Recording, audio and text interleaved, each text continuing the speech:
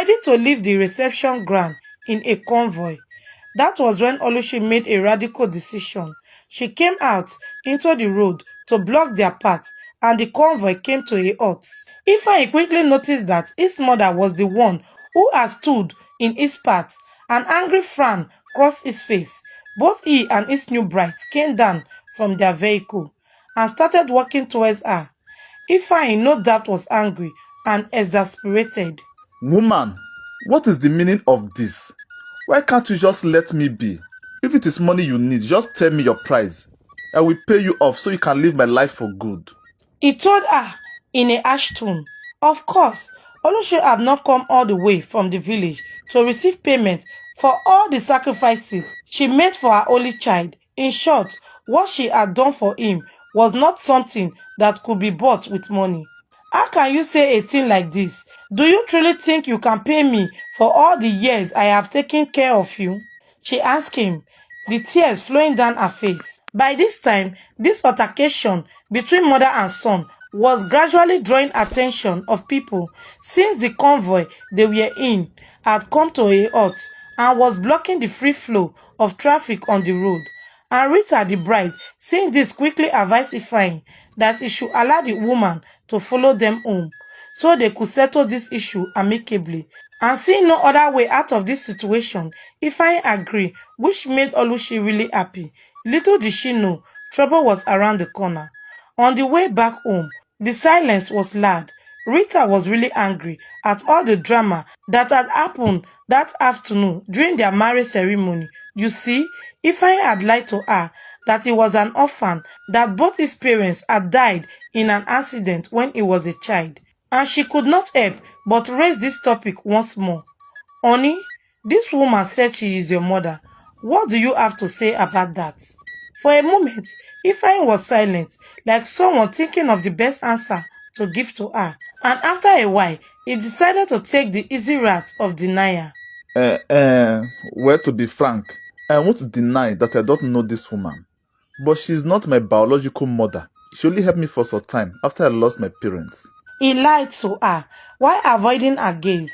Well, Rita did not pursue this discussion any further, but deep down, she knew her husband may be lying to her. All the same, she gave him the benefit of doubt. Ifeanyi's house was a sprawling mansion at the heart of the city. Oluchi's jaw dropped in bewilderment. From her observation at the marriage ground, it was clear to her that her son was doing well financially, but never in her widest imagination could she have dreamed that her child was this wealthy. But why then has he abandoned her in the village, despite the fact she had given all her sweat and blood to see him succeed? She thought to herself. Ifeanyi quickly showed her to a boys' quarter at the backyard of his main house. Mama, I don't want you to make any more trouble. You can stay here for the meantime, but stop calling yourself my mother. He admonished her soundly. Even though Oluchi was taken aback by these words from her son, she let it slide. Right from the start, she was very unhappy at the hostile attitude of her only child towards her. Even though she was tempted to angrily leave Ifeanyi's house for the village, yet she decided to stay. There was not much to go back to in the village. She had labored hard all her life, and it was telling on her body now that she is gradually entering into her old age. Let me stay back.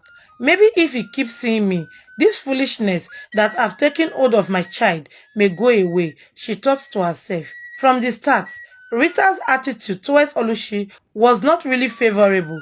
It was clear she did not like her one bit, which did not come as a surprise to Oluchi. If my own child could treat me with disdain, what should I expect from anyone else in his household? And to add salt to injury, Rita made sure Oluchi was left to do most of the house chores, even though they had a dedicated house help. Ifeanyi paid a blind eye to the unfavorable condition his mother was kept. He made it clear to her that he don't want her to be seen whenever he received a visitor. It was very clear he was ashamed of her because of her scars. Oluchi bear the whole unfair treatment silently and prayed fervently that God should turn her child's heart in her favor. Anyway, it was not long before Oluchi noticed something in Ifeanyi's house that aroused some suspicion in her. You see, living with them in the big house was Toby, one of Rita's brother. But then, it was not long before Oluchi started suspecting the true nature of the relationship between these two. Toby was a handsome and ruddy young man, freshly out of school and not yet working. He spent most time at home and was surviving by the benevolence of Ifeanyi. Even though his presence in the house posed extra expense, Ifeanyi really did not care. He was ready to do anything for the well-being of his in-laws. But then, Oluchi started suspecting the closeness of these two and their behavior towards each other, especially once Ifeanyi was not around or his attention was not on them. Oluchi silently observed the secret winks, the secret suggestive gestures of Rita towards her supposed brother. Oluchi observed all this silently, but pretended to be unaware of what was going on. Each passing day, her doubts grew bigger, but then what confused her even more was that she could still remember that on the day of the marriage, Toby followed them back home in the convoy, adorned in the special attire all of Rita's relatives wore, which further cemented the claims of being her brother. But seeing this strange behavior between the two, she was sure that there was more to this that met the eyes. At first, thought of expressing her concern to her son crossed her mind, but she quickly brushed it off. She knew Ifeanyi was head over heels in love with Rita, and such claims, without substantial evidence, would only destroy the already fragile relationship she and her son shared.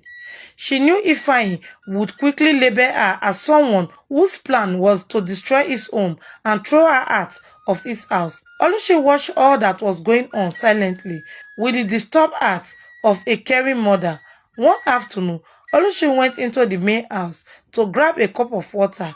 On her way out of the kitchen, she saw Toby coming from the direction of the bedroom with only a towel loosely tied around his waist, sweating and blowing himself with a small notebook he had improvised into a fan, like someone who had been running a marathon, which seemed strange to her since the air conditioner was on and the temperature was quite cool. Anyway, she did not think much of it, but just as she was about to leave, Rita also came into the living room from the same direction, simply dressed in pajamas and sweaty. She was laughing and saying something jokingly to Toby, but the moment she noticed the presence of Oluchi, she stopped in her track and visibly taken aback by her presence. But she quickly concealed her surprise and forced an awkward smile while hurriedly fumbling through some item in the basket and quickly left the living room back to her bedroom. Even Toby had slightly left the living room back to his bedroom. Oluchi went back to the boys' quarter she had been confined to. She was lost in thought. What was Rita still doing at home by this time of the day? Sparsely dressed in nightwears, she knew it was work hours. Ifeanyi, of course, had gone to work, and Rita ought to be at work too. By the way, why was Toby dressed only in a towel and sweating and breathing like someone who had just run a marathon? All this and several other thoughts flooded her mind.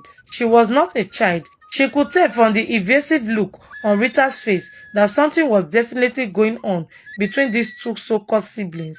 And she started contemplating in her mind on the best way to communicate her observation to her son, who was getting more withdrawn from her by the passing day.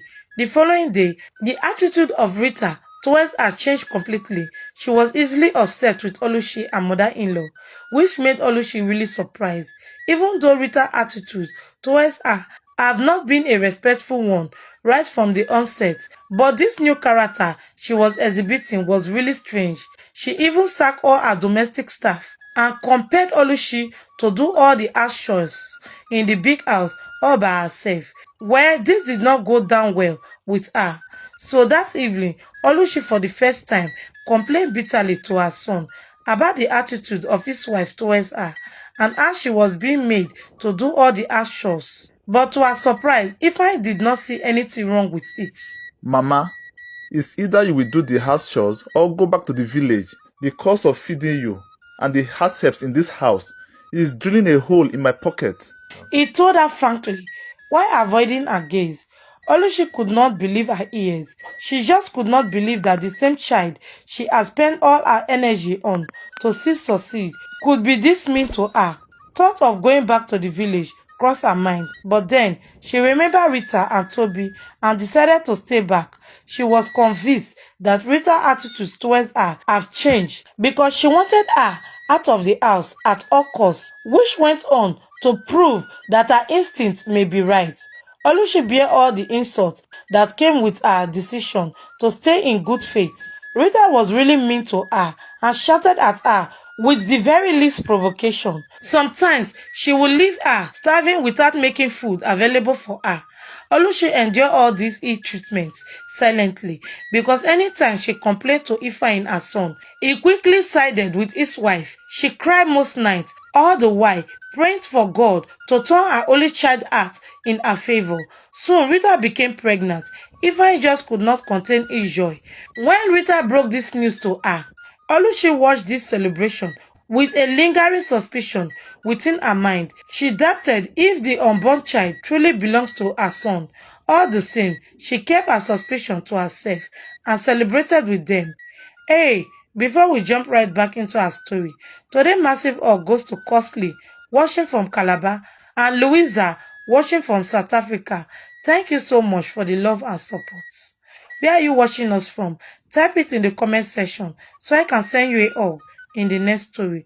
Also leave a like on this video and subscribe to Anita Chocolate. Alright, back to our story.